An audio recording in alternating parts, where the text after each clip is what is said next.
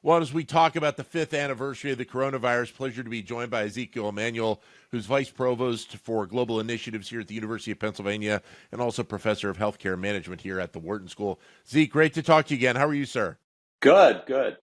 How do you look back at the window, the impact of the COVID-19 pandemic, but even more so, what do you think healthcare has learned from that period of time? Well, it's a good question. One of the things I think is clearly, and I feel uh, comfortable saying it, we've learned about allocating scarce resources or rationing. We've learned how the principles we need, the ethical principles we need to bring to bear, which groups get prioritization and which get further down the list. And I think that's actually been a big contribution because it's not just relevant to coronavirus and vaccines and a pandemic. It's relevant to lots of other things that the exact same framework is useful for, like GLP-1s that are in shortage. Um, I think we've also learned a lot about targeting high risk groups and the importance of doing that. Um, I would say we have learned a lot about the need for data, the need for forecasting, the need to have good resilient supply chains. That doesn't mean we've actually put that knowledge into action. And that, I think, is the big disappointment, that we have, in the end, not really changed much of our systems. As a matter of fact, under the current administration, we seem to be undermining the preparation. But even under the Biden team, they wanted to put it in the back mirror. And so lots of the things that we need to do in this country, more resilient supply chains, more domestic production of generics, having a domestic production of N95 masks, and on, we really haven't done those kinds of things. We, had a flurry of domestic producers of N95s, very good producers, as a matter of fact. And then we just let them wither on the vine because it's a penny cheaper or a few cents cheaper per mask to buy it from China. That is very short-sighted, and unfortunately, I think the short-sighted in many, many contexts has won. There obviously was a lot of discussion when you talk about the vaccines and the development of the vaccines at the speed at which those products were developed and as well brought to market.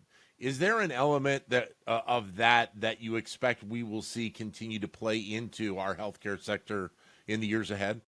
Well, again, this is a very interesting thing. We were able to gin up, you know, uh, testing and production of the mRNA vaccines.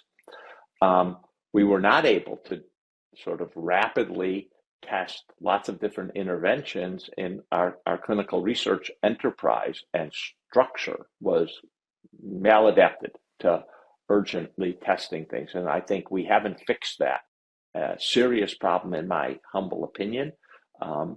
Frankly, I do think academic medical centers have some responsibility to bear. Each one of us want to get attention, want to claim credit, and the collaboration just wasn't as effective as it should be. Second thing I would say is it showed that the FDA can act quickly, but that requires resources. It requires lots of people working. And, we're going backwards. We're not going forwards. We're reducing the number of people working. That'll slow up the uh, uh, review times.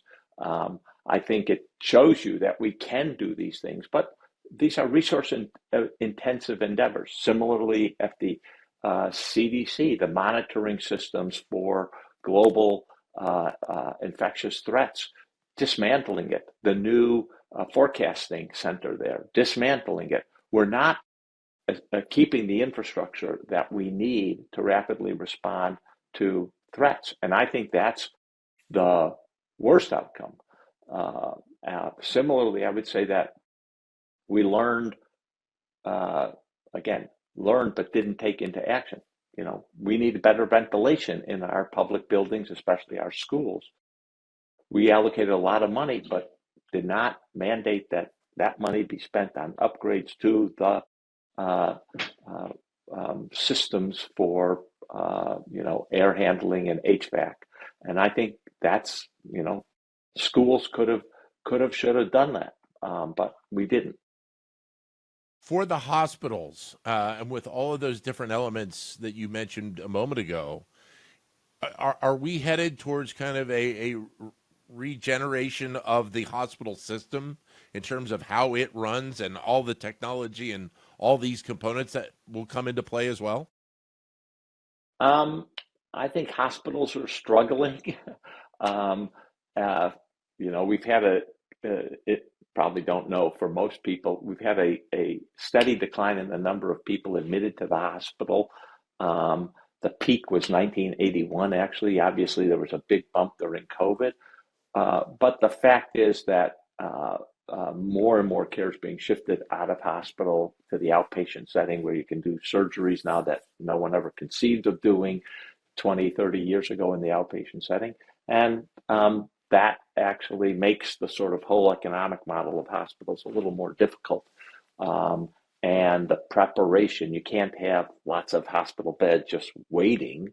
Um, and one of the big problems at hospitals is moving patients who are ready for discharge, don't need the hospital intensive treatment, out of the hospital. That system is broken also. So If we have another pandemic at some point, are we? Yeah, that I was going to say. You're it's a shaking your head. disaster. It's not. We're not nearly prepared enough, are we? We're not nearly prepared, and I would say that the big problem there is going to be just the human resources. We worked our medical staffs to the bone, and there's a lot of burnout there. There's a lot of sort of feeling of overworked and not appreciated. Yes, early on people were appreciating them, but afterwards it wasn't the case. I will note one of the terrible ironies.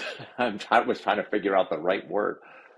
3 or 4 or 5, probably 4 or 5 decades ago, the president of the Beth Israel Hospital in Boston wrote an article about the rights of patients and the fact that health systems have to recognize rights. Now you go into hospitals and there's, here's what patients can't do. They can't abuse staff, blah, blah, blah. 180-degree turnaround. And I think it reflects the sort of frustration with the healthcare system now, and COVID only made it. Zeke, always great to talk to you and get your insight. Thanks very much. Take care. You See got it. you. You got Be it. well. Ezekiel Emanuel, Vice Provost for Global Initiatives here at the University of Pennsylvania and Professor of Healthcare Management here at the Wharton School.